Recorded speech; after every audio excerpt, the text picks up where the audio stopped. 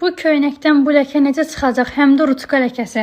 Videoda bir xanım rutka ilə köynək yazanda eynən bu sualı özümə verdim və sondakı nəticəsindən şok oldum. Ona görə də sizinlə də bölüşmək istəyirəm ki, faydalı olar, məktəb başlayır. Heç bir ləkə çıxarıcı istifadə etmədən sadəcə qaynar südlə bu ləkəni apardım.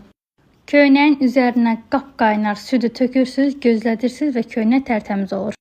Tələsik çəkdiyimə görə yəqin ki, görərsiniz, süd çox yağlı olduğuna görə hələ qaymağını götürmüşəm, məni biraz yordu. Az tökmüşdüm deyə yenə növbəti biraz qızdırdım, tökdüm, qaynar, dumanından da bilinir ki, süd qaynardı.